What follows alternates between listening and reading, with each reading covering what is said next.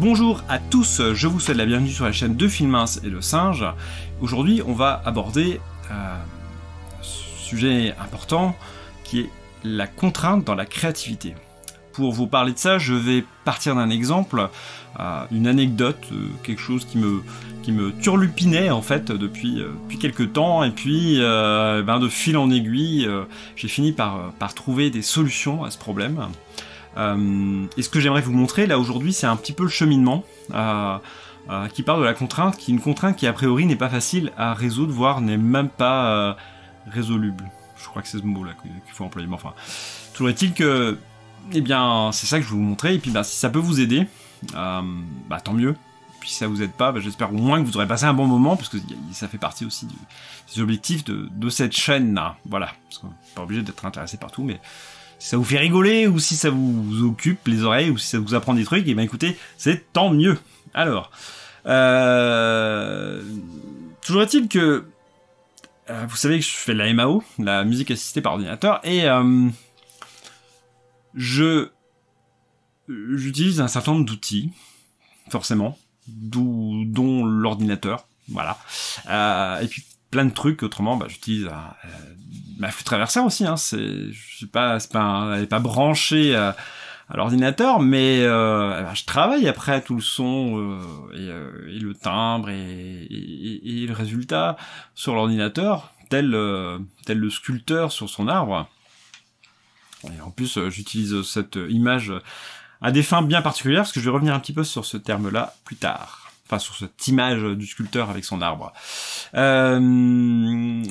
Et puis j'utilise donc les claviers, et j'avais deux préoccupations à la base, et vous allez voir comment elles vont se rejoindre. Il y a la question du clavier, vous savez, j'ai fait des vidéos là-dessus.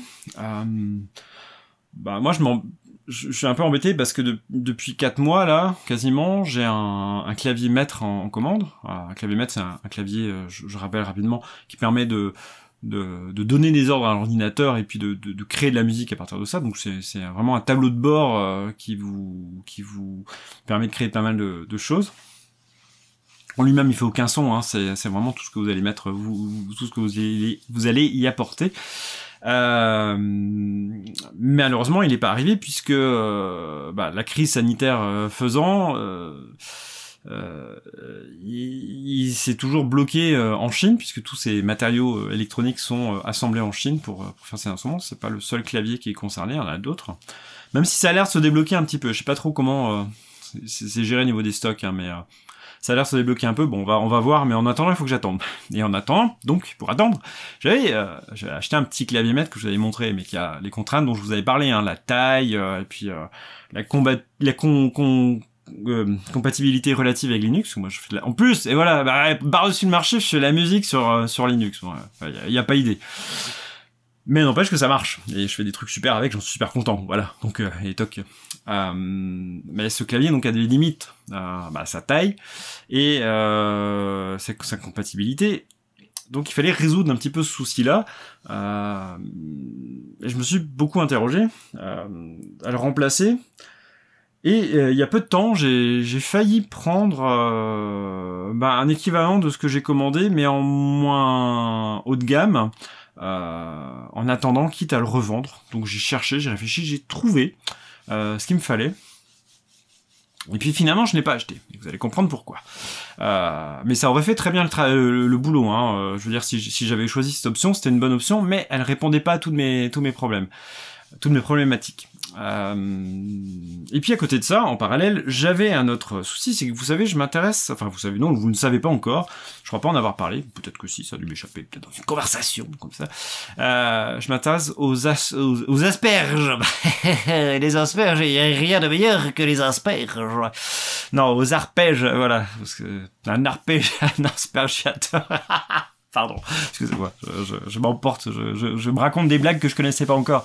Et du coup, ça me fait rire. Et vous en profitez même pas, c'est triste. Mais tant pis pour vous, fallait être dans ma tête. Enfin, en même temps, je sais pas si c'est vraiment recommandable. Peu importe. Donc, l'arpégiateur, c'est un outil, ça peut être un logiciel, comme ça peut être une composante d'un synthétiseur qui vous permet, à partir d'un accord que vous plaquez sur votre clavier, de créer des arpèges, c'est-à-dire dégrainer les notes de l'accord, les jouer les unes après les autres, dans un ordre que vous allez prédéterminer. Alors la plupart du temps, ces arpégiateurs sont des outils très simples où ça fait soit les notes descendent, soit les notes montent, voilà, rien de bien compliqué. Après, ça peut être monte et descendre et monte, bon, voilà. Mais ce qui est intéressant avec un arpégiateur, c'est quand on pousse un petit peu plus loin, parce que c'est vrai que bon, dans l'absolu, ça sert surtout à faire des accompagnements musicaux et puis sans trop se fouler. Et pourquoi pas, hein, je veux dire, c'est très bien. Dans le principe, je suis pas contre, hein, y a pas de souci. C'est très utilisé dans la musique électronique, on va dire un peu tout venant. Et voilà, bah écoutez, c'est un outil, hein, pourquoi pas en profiter. Hein, moi, je trouve ça bien, voilà. Mais moi j'aime bien pousser les outils un peu plus loin, et ce qui est intéressant c'est quand on commence à aborder le domaine de l'aléatoire, et vous allez voir mon image du bûcheron là qui va revenir, du bûcheron du sculpteur, non pas le bûcheron, bah si, il faut peut-être un bûcheron, mais peu importe, c'est pas le problème. La question, voilà, c'est qu'on pousse un peu et qu'on commence à rentrer dans l'aléatoire. C'est par exemple, vous demandez à votre arpégiateur, quand il fait à un certain moment de son arpège de faire une note au hasard, au lieu de faire la note habituelle qui ferait la troisième note de l'accord par exemple, et ben il décide de faire autre chose. Et là on rentre dans un domaine intéressant, parce qu'on peut, à partir de là, et en développant tout ça, alors c'est un exemple que j'ai donné, mais on peut lui dire de randomiser, faire des choses aléatoires sur toutes les notes, c'est-à-dire vous plaquez quelque chose et il choisit ce qu'il veut comme note. Et puis après, si vous faites des clusters sur votre clavier, bah il va faire plein de notes au hasard, et c'est intéressant.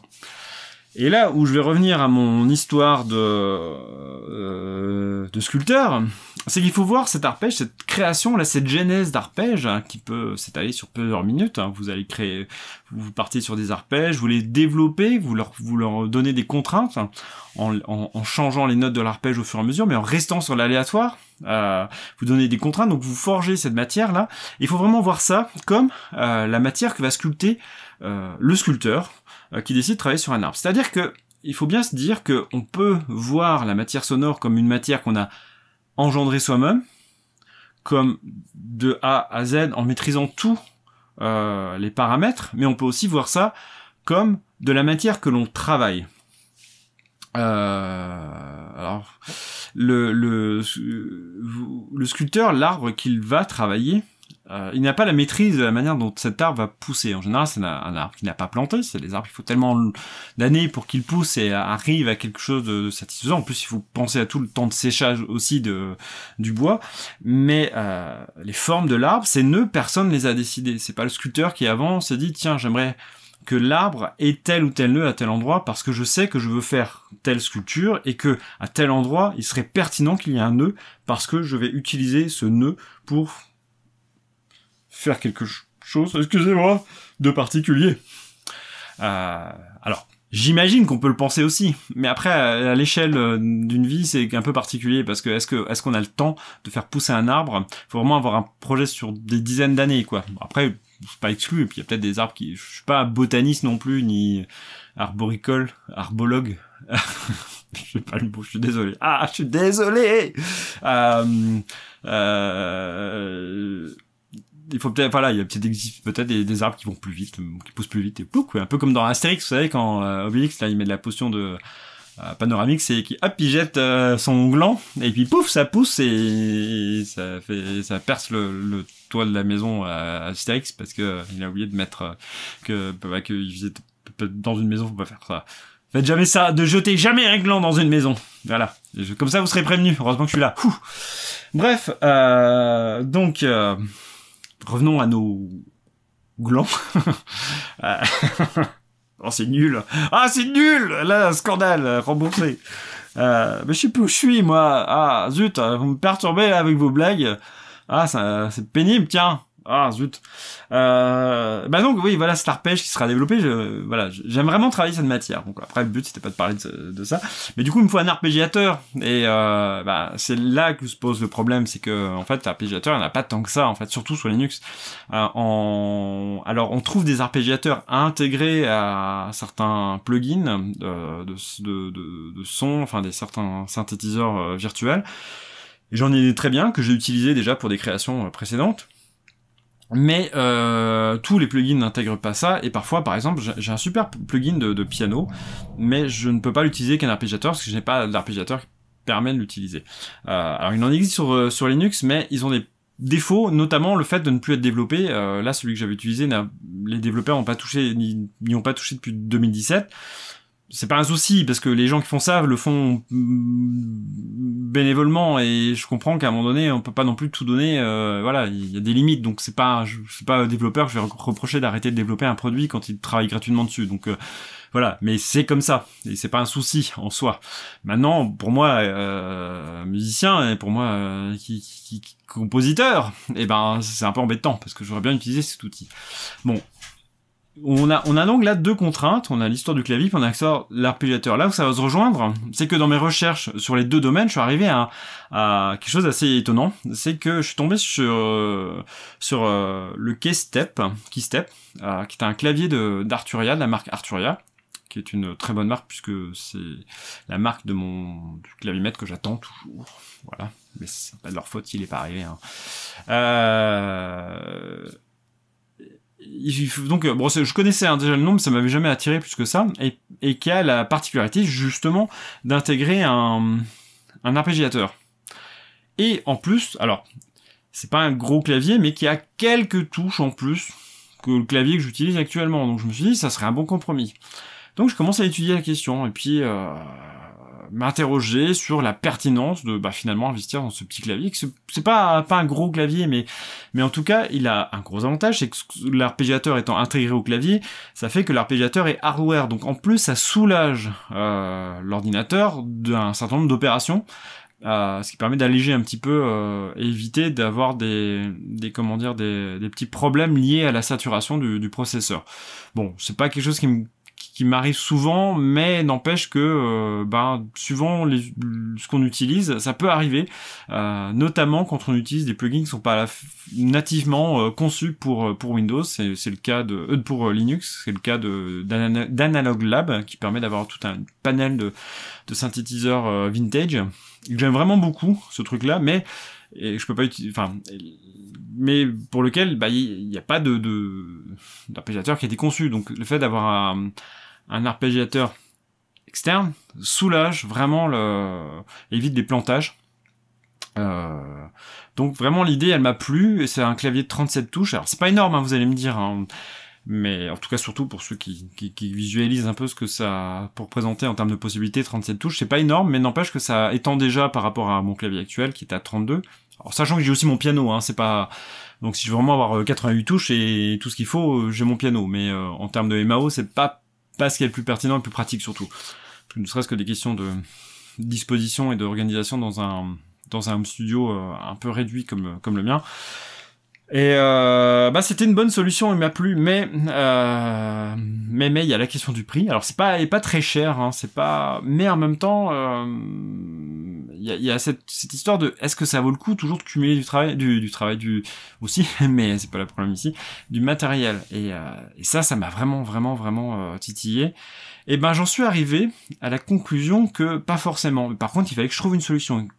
L'arpégiateur n'étant pas très efficace sous Linux parce que il n'est pas développé, comme je vous ai dit, j'ai commencé à aller regarder du côté des VST, des plugins sous Windows qu'on peut, en contournant le problème, faire fonctionner sous Linux, mais ça demande de la ressource.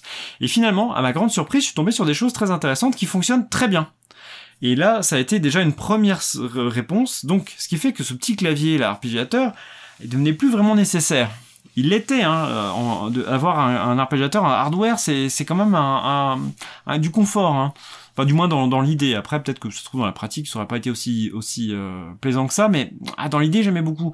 Mais là, ça commençait à devenir intéressant, d'autant plus que ce sont des arpégiateurs qui ont été très poussés. C'est pas très cher.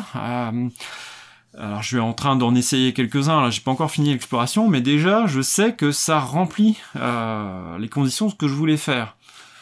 Et ça a été vraiment intéressant. Et puis je me suis posé aussi la question, mais est-ce que je pourrais pas aller plus loin? Parce qu'en fait, la manière dont sont conçus ces arpégiateurs, c'est que je me suis rendu compte, mais en fait, alors ils me proposent en fait des boucles d'arpèges, des tas de choses vraiment intéressantes. On peut intégrer des accords dans l'arpège lui-même, c'est-à-dire que vous faites votre accord, il égrène certaines notes, et puis à certains moments, il va faire toutes les notes en même temps, ou une partie des notes, tout ça. Donc il y avait ça, c'est faisable aussi avec le logiciel sous Linux, mais ça apporte beaucoup de confort en termes de possibilités. Puis il y a la possibilité de cumuler plusieurs et tout ça. Donc ça, j'avais trouvé super intéressant. Et puis donc de fil en aiguille, je me suis demandé si je pouvais pas aller plus loin. Et puis j'ai eu un flash. C'est pas un flash, pas vraiment un flash, mais je pense que c'est juste la pensée, enfin juste finalement c'est ce qui était sous-jacent et ce qui devait arriver en fait, parce que c'était juste la conséquence logique de mon raisonnement. C'est que je me suis demandé si je pouvais pas tout simplement utiliser un logiciel de partition, composer mes arpèges note par note avec mon clavier, puisque un logiciel de partition sur ordinateur, c'est l'intérêt, c'est qu'on peut créer une partition uniquement avec un clavier. On a juste la contrainte de devoir changer les valeurs rythmiques, mais ça c'est pas un souci. Il faut juste trouver quelques bons raccourcis avec un pavé numérique. Si on maîtrise bien, ça va super vite. Et là, c'est venu tout seul. Je me dis, mais pourquoi j'utilise pas ça? Et en fait, je me suis tout simplement rendu compte que je pouvais très bien travailler aussi à partir d'un logiciel partition, non pas juste pour composer la partition, mais pour créer la matière elle-même de ce qui allait être joué.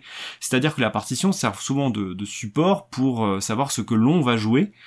Là, par exemple, je travaille de temps en temps, je travaille un petit peu avant en préalable en amont sur une partition, et ensuite je rejoue ce que j'ai fait sur la partition, en adaptant, en modifiant des petites choses et tout ça. Mais là, la partition deviendrait matière. Il faut juste que ce que l'on crée sur la partition puisse être exporté directement. Et la solution, elle est vraiment toute simple. Enfin, voilà, il suffit d'exporter un fichier MIDI, qu'on appelle un fichier MIDI, de la partition et de le mettre sur la station de travail numérique. Et ça, c'est très rapide à faire.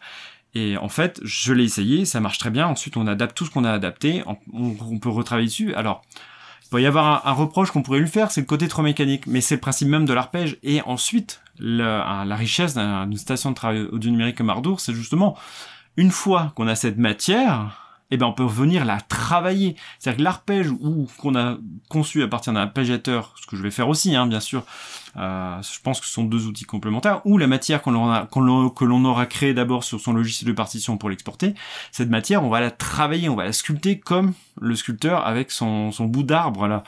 On l'a fait évoluer de manière organique et ensuite on l'a travaillé. Je trouve que c'est un aspect. Alors ça révolutionne pas la musique. Je pense que beaucoup de compositeurs ont déjà dû penser à ça et le font déjà. Le problème n'est pas là, vraiment pas là. Mais je trouvais intéressant de voir les choses comme ça. Après, savoir ce que je vais en faire. Je pense que là, je vous donne une vision idéale de la chose et de ma réflexion, mais n'empêche que ça ouvre des portes énormes. Voilà, parce qu'après on peut repenser ça en termes de sérialisme, on peut repenser ça en termes de travail uniquement sur la matière brute. Voilà, il y a sûrement plein de choses qu'on peut faire à partir de ça, mais le côté mécanique, il va disparaître, lui, forcément. L'idée c'est pas de donner l'impression que c'est un humain qui l'a fait, l'idée c'est de faire en sorte que la musique parle par elle-même, en fait. C'est-à-dire qu'on se pose même pas la question de savoir si c'est un ordinateur ou un humain qui a joué. Je veux dire, ça c'est pas important. Après il y a la performance musicale, mais c'est autre chose. Là on n'est pas dans ce cadre-là, on est dans un cadre de musique électronique, parfaitement assumé en tant que tel, le fait que l'ordinateur soit un outil utilisé pour la plupart ce qu'on entend dans la musique électronique, c'est pas un souci. Voilà, c'est un parti pris sur ce type de musique. À côté de ça, je fais aussi de la musique acoustique, avec de la flûte traversière, je joue du piano, je joue de la flûte, voilà. C'est des choses différentes. Faut vraiment pas opposer les deux. Mais là, dans ce domaine précis, le côté mécanique, il va disparaître, de toute façon, par ce biais-là.